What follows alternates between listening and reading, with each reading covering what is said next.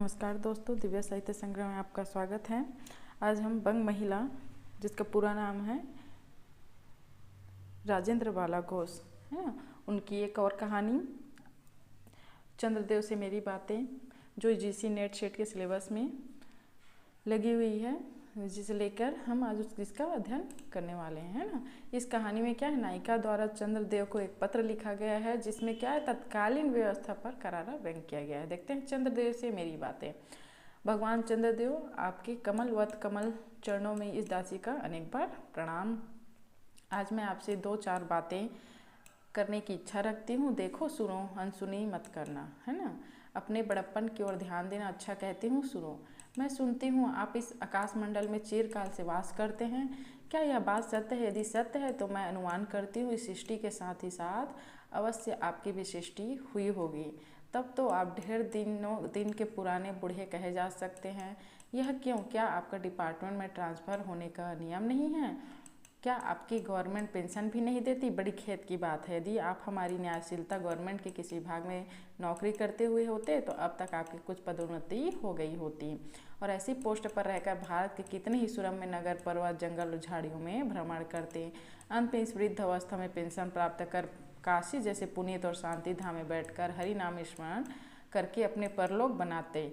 यह हमारी बड़ी भारी भूल हुई। भगवान चंद्रदेव, क्षमा कीजिए, आप तो अमर हैं, आपको मृत्यु कहाँ, तब परलोक कैसे बनाना कैसा? ओहो, देवता भी अपनी जाति के कैसे पक्षपाती होते। देखो न, चंद्रदेव को अमृत देकर उन्होंने अमर कर दिया। तब यदि मनुष्य होकर अंग्रेज अपनी जाति वाले पक्षपात करे तो आश्चर्य ही क्या।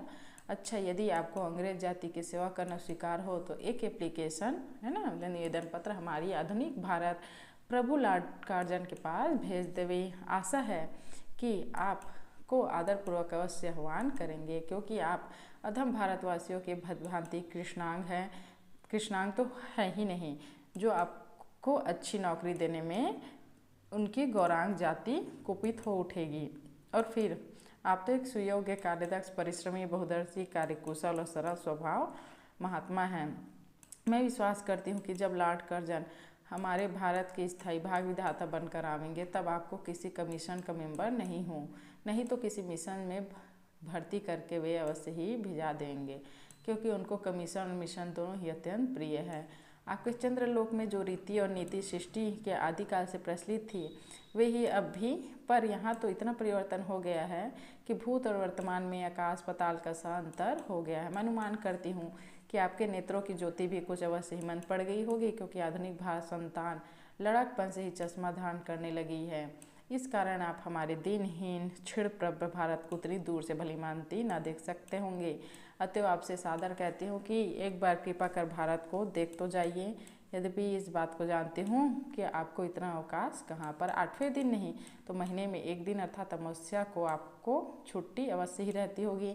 यदि आप उस दिन चाहे तो भारत भ्रमण कर सकते हैं। इस भ्रमण में आपको कितने ही नवीन दृश्य देखने को मिल जाएंगे, जिसे सहसा देखकर आपकी बुद्धि जरूर चकरा जाएगी। यदि आपसे सारे हिंदुस्तान का भ्रमण शीघ्रता के कारण न हो सका तो केवल राजधानी कलकत्ता को देख लेना तो अवश्य ही उचित है। वहाँ के कल कारखानों को देखकर आपको यह अवश्य ही कहना पड़ेगा कि यहाँ के कारीगर तो विश्वकर्मा के भी लड़कदादा निकले। यही क्यों आपकी प्रिय सहयोगिनी दामिनो, जो मेघों पर आरोहण करके आनंद से अटखेलियाँ किया करती हैं, वे बेचारी भी यहाँ मनुष्य के हाथों का खिलौना हो रही हैं। भगवान निशानाथ, जिस समय आप अपनी निर्मल चंद्रिका को बटोर मेघमाला अथवा पर्वतों की ओर से सिंधु की गोद में जा सकते हैं, उसी समय यही नीरद वासनी विश्वमोहिनी सौदामिनी अपनी उज्ज्वल मूर्ति सालों प्रदान कर रात को दिन बना देती है। आपके देवलोक में जितने देवता हैं उनके वाहन भी उतने ही, किसी का गज, किसी का हंस, किसी का बैल, किसी का चूहा इत्यादि।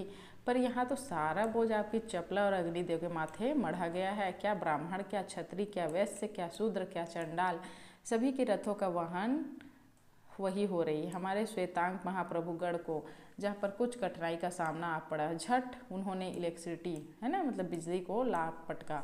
बस कठिन से कठिन कार्य सहज में संपादन कर लेते हैं, और हमारे यहाँ के उच्च शिक्षा प्राप्ति व काट के पुतलों की भांति मुँह ताकते रह जाते हैं। जिस व्यंगवासिनी विद्युत देवी को स्पर्श तक करने का किसी व्यक्ति का साहस नहीं हो सकता, वही आज पराया घर में आश्रिता नारियों की भांति ऐसे दबाव में पड़ी है कि वो चू तक नहीं कर सकती। क्या करे, बेचारी के भाग्य विधाता ने दासी वृत्ति ही लिखा था।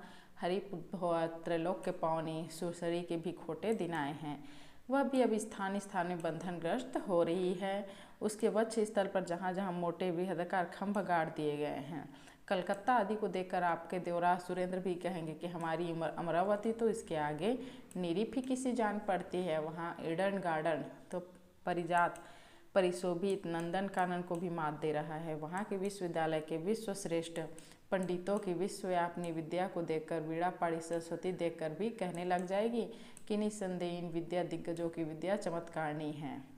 वहीं की फोर्ट विलियम के फौजी सम्मान को देखकर आपके देव सेनापति कार्तिकेय बाबू के भी छक्के छूट जाएंगे, क्योंकि देव सेनापति महाशय देखने में खास बंगाली बाबू से जचते हैं और उनका वाहन भी एक सुंदर मयूर है। बस इससे उनके भी वीरत्व का भी खूब परिचय मिलता है। वहाँ के टकसाल को देखकर सिंधु तनया आपकी प्रिय सहोदरा कमला देवी तथा कुबेर भी अकचका जाएंगे।